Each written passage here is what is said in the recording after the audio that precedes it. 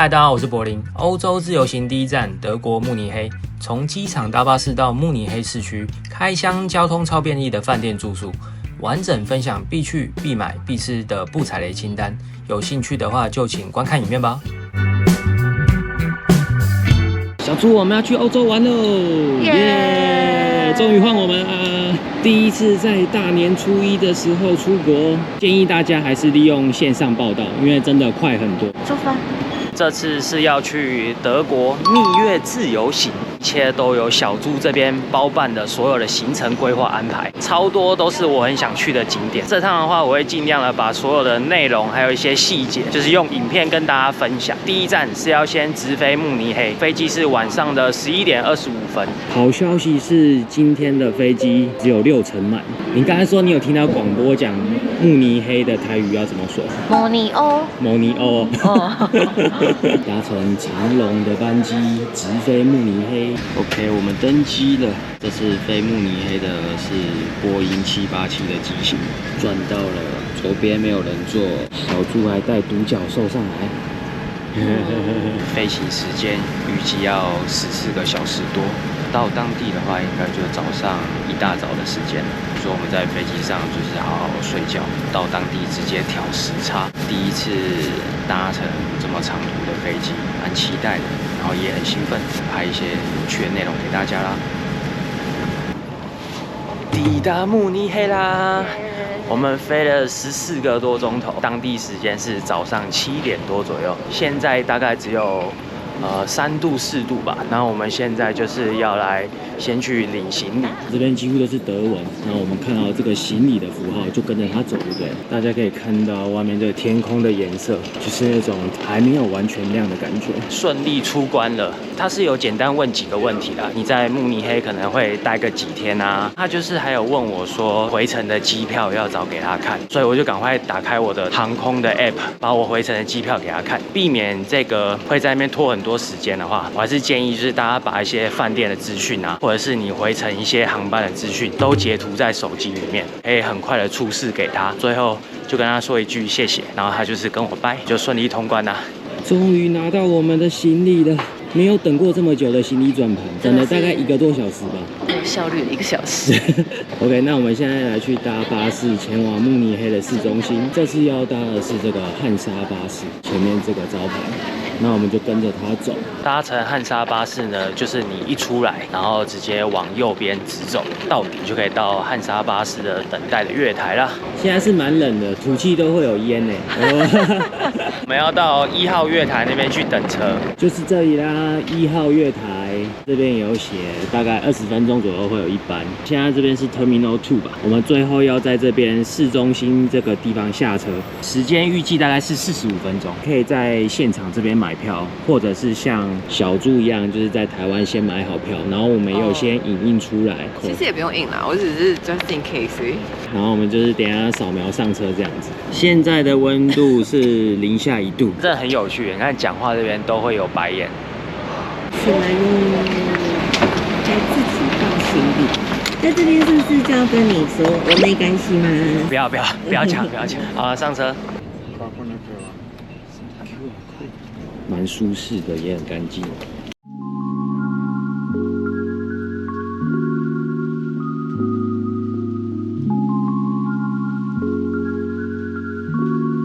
前面这就是我们在德国慕尼黑这几天要住的饭店了，慕尼黑艾美酒店。艾美酒店的大厅是 check-in 的饭店柜台，很幸运，他房间已经准备好了，所以现在时间是10点多，我们就可以先进来放我们的行李。没有说到特别豪华，不过以空间来讲算很大，厕所算是明亮，镜子蛮大面的，马桶跟一个干湿分离。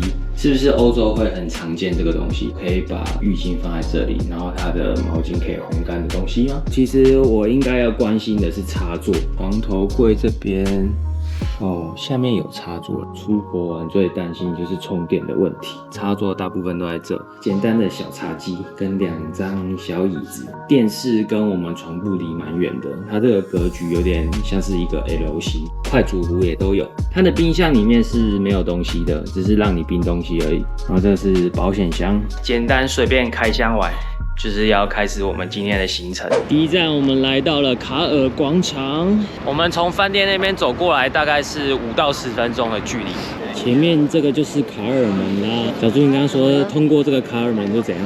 表示你的慕尼黑之旅正式开始。没有很多好吃的，我要约一个餐厅在里面，晚上的时候。那我期待一下。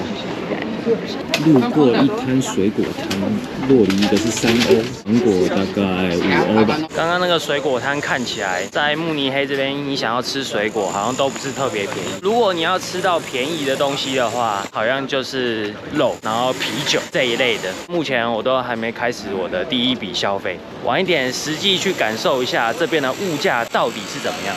这间教堂好像在 Google Map 上面也是很有名，叫做圣米迦勒教堂。走进来这个圣米迦勒教堂里面，超漂亮的，整个就是很雄伟壮观，你可以感受到有一种神圣的氛围。刚才那个教堂真的是蛮赞的，而且是免费的景点，免费很重要。在欧洲这边，我们要控管我们的花费。那我们现在要赶去看木偶报时，它在圣玛利亚广场，然后好像是只有11点跟12点才有。夏天的时候会多一个，就下午5点，我查是这样啊。我们刚才已经错过了11点，所以我们现在要稍微加快脚步去赶12点。重点是小猪肚子饿，也要先解决掉他的陪沟爬的问题。玛利亚广场到喽，然后我们等一下要看的木偶中表演就在那边。现在眼前看到的这个就是新市政厅。木偶中它其实主要演的就是慕尼黑这边的一些传统的故事。大家都是来看木偶中表演的。如果你们有在这边消费的话，直接坐在这边往上面看表演，超级chill。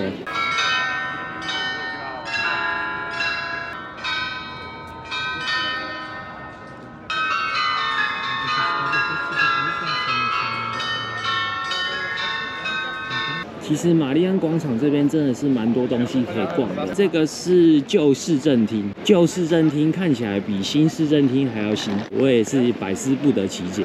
小猪，我们现在来去吃东西吧。吃过。现在来一间店，看起来也很多人在排队。买了一个这个，感觉是火腿肉，可以自己加番茄酱在它旁边，看起来好像很好吃。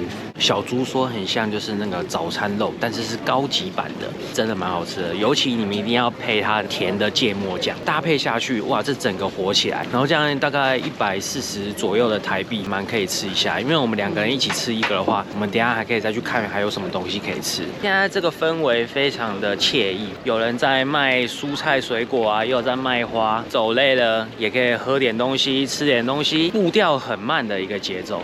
以度假为考量来讲的话，慕尼黑是真的还蛮不错的一个选择。走来这间咖啡厅是小猪找的，小猪说这间店特有的就是这个炸面团，好像是只有这边才有的，大家要注意一下，这间就是 cash only 的。这个之前稍微查了一下，比较像是德式甜甜圈的概念，就先简单的点一杯咖啡跟一个德式甜甜圈来吃吃看。很好吃哎，很酥脆，外面很像那个炸鲜奶甜甜圈，造型做得比较特别。味道绝对是甜甜圈。我们刚才看到画面，它就是把它泡在那个油锅里面炸，味道是不错，但是它不会让你觉得有那种油耗恶心的感觉。这边旁边还有一些糖，视个人的口味来加这样。外面这样凉凉的天气逛起来，这时候来一杯热的咖啡是最棒的。记得如果要内用就先找座位，然后有人会来点餐。它是桌边点餐的，那桌边点餐，然后应该也是桌边结账。如果拿外带的话，你就要回柜台点餐，然后内用就会有内用的阿姨。什么叫人家阿姨？人家姐姐。阿姨真的是德国的姐姐。稍微再补充一下，它内用跟外带的价格有点不一样。在门口的时候，它是写3块欧元，就是坐下来点餐的时候，它的 menu 上面还是写一个是4.2欧。所以我们最后结账的时候，总共是8.1欧元，体验一下当地的一个特色食物。我们现在也要来走观光客行程，这边是要上去圣彼得教堂展望台售票处，门票大人一个是5欧元。先爬楼梯爬上去。你刚刚说那个它的单位是多少？300阶，好窄哦。你说这个楼梯吗？蛮窄的。你说挖行点吗？小猪带我们出国的 Day One 就先来锻炼我们的大腿肌群。其实没有素质的观光客各国都有你看这些东西都是一些没素质的人在写的。你看这个塔真的是蛮高的，还要继续往上天啊，我们爬上来了。好累，但很漂亮。虽然是有点累，但是爬上来这个景不会让你失望。下面是我们刚刚有去吃东西的古物市集，其实我蛮喜欢他们这边建筑物的屋顶。前面就是新市政厅啊，我们刚才在那边看木偶的表演，背后都是老城区这边的景色，好赞。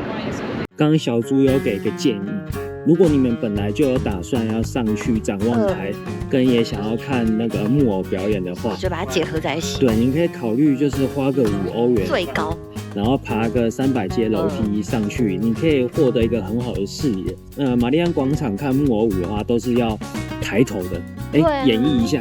这样子，然后手机要这样子，然后要顾包包，我就觉得很累。虽然说德国好像已经相对安全，但是要警戒一下。目前我的感受起来是好像相对安全。木偶这种高度跟刚刚那个高塔，我就觉得你就跪在那个墙上直接拍，就直接看就好。从上面往下拍的话，你除了拍到那个木偶表演以外，你还可以看到满满都是人潮的玛丽安广场。哦，对，我觉得那又是一种不一样的感觉。没错，对，大家可以考虑一下。我觉得5欧很值得啊。我们回饭店解决完我们的网络问题之后，当地时间大概5点多，快6点，已经天黑了。今天晚餐预定的时间是7点半，怕吃完晚餐之后再去超市的话，可能就先关门了。想说在吃晚餐之前，现在去超市简单的采买一下。距离饭店走路大概5分钟，就有一间这个连锁超市 REWE， 进来要往楼下手扶梯走。这边看起来是很多优格的区域，小猪要买优格吗？大便困扰者啊！之前有听说德国的面包吃起来很干，不是台湾那种蓬松软软的口感。这边是我少数看得懂的德文单字 ，mineral 就是矿，然后 Wasser 就是 water 的意思，矿泉水。小猪指定说要这个牌子。就是我同事之前在德国出差，他说这个牌子比较没有自来水的味道。起司超多种类，他都帮你切片切好，价格也不太贵，大概就是2欧3欧吧。然后他又放在旁边这些腊肠，对，就直接搭配个组合。这也不贵啊，这一包不到2欧，很好吃的感觉。酒类专区，一瓶这样1.3欧，蛮大罐的。这边很多红酒。最便宜的居然能3欧4欧都出现，台币100多块。这间超市真的看起来蛮大的，饭店附近有超市真的是蛮赞的。是我们今天的战利品，就是我们刚刚买的那些，多少钱？15.9欧，好像真的没有到很贵，还是要来超市当地这边买会划算一点点。大家都说欧洲很贵，但其实你来到超市这边的话，你会觉得物价好像又回到台湾一样。你不能被人家服务，你被人家服务就是很贵。简单得到一个结论，在欧洲这边贵的就是被服务的钱。如果你是自己来的话，可能在超市里面买一些自己处理，真的没有到想象中那么贵。我觉得有些比台湾便宜。贵有它的道理，就是当地人也要赚钱嘛。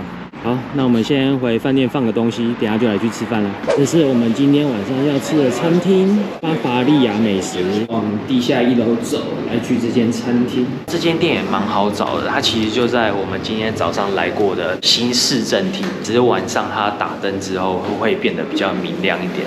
超大间，我们的座位在里面。顺利进来，也坐到座位上了。看一下，等一下要吃什么。走进来这间餐厅，氛围非常的好。果然是100年老店。晚餐的第一个考验就是你要先点到餐，服务生都超忙的，我跟他对眼2次，他跟我讲说他知道，要等一下。我们要学习当地人这么 chill 的一个生活的模式，算是旅游的一个环节，体验当地人风俗民情。但这些人快要冻没了。我们入座其实已经大概20分钟有了，但我们还没点到餐。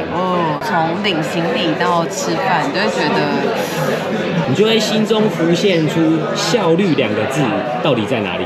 我们终于顺利的点到餐了。其实服务生他人蛮好的，只是他真的太忙，他一个人要顾超大的一区。刚才帮我们点餐的时候是真的蛮亲切的，给他一个赞。他们的啤酒真的蛮好喝的，喝下去没什么酒精味，都只有麦味。而且最夸张的是，啤酒比水还便宜啊！不敢点水，只能点饮料。上菜了，凯撒沙拉，德国猪脚，这个感觉是配猪脚吃的。Enjoy。danke。这个牛肉番茄汤隔着一幕纹，超香的，旁边还有附一些面包给你去配。先从汤来体验看看，小猪说味道很浓。如果有配刚刚它旁边有给面包，应该是会蛮赞。如果单吃多了，可能会洗肾。我第一次吃凯撒沙拉是有加提姆，这味道也超重，那个味道重到小猪把我的啤酒拿去喝。这会不会是为什么他们的啤酒都比较清爽的感觉？因为食物的味道都很重。德国猪脚必吃，切猪脚好切吗？觉得还行。它其实没有想象中那么硬，刀轻轻一划，它的肉就下来了。猪脚应该是要吃它的脆皮的部分，精华应该都在这一片。你听那个声音很舒畅，它很贴心啊，它有那个这个是加热版，就跟那个台菜吃鱼的时候，下面也会点两坨火，大概是一样的概念。是一样的概念。这一份猪脚的分量，我觉得2个人吃是蛮刚好的。猪肉其实蛮好吃的。那个声音我这边都听得到。猪皮又炸脆脆，就会有那个油炸的口感，然后进去里面是软软的肉，口感真的是蛮不错。百年老店巴伐利亚美食，那我们现在就是要来享用我们在慕尼黑第一天的晚餐啦，好好吃个饭。OK， 我们吃完了，我们就利用一点走回去饭店的时间来做一个总结。第一个就是德国啤酒必须要点，好喝以外，它还扮演着综合一下很重口味食物的一些作用。它的汤真的是有够咸的，可以配合德国啤酒，综合一下它那个味道。德国猪脚也是蛮值得点的一道，尤其是它附的那个德国酸菜，虽然它的外观跟我们之前在台湾吃的有点不太一样，我是觉得蛮好吃的啊。还有就是呢，我们这一顿最后结大概是54多欧元吧。其实我们原本点的餐大概是49欧左右。这边有个很特别，就是最后你在桌边结账的时候，服务员会让你选择要给5%的小费或者是10%的小费。你也可以不给。后来觉得他其实人蛮好的，然后就是也看他很辛苦很忙。就最后小猪就很 nice 的给按了10%，他就也很开心的跟我们说谢谢。我觉得让人家很开心，也是代表我们有能力的一部分。OK， 那我们今天的分享就在这边告一个段落，要早点回去饭店休息啦，大家晚安，拜。OK， 这期影片就在这边告一个段落。如果你喜欢的话，请帮我按赞、订阅、分享，谢谢大家。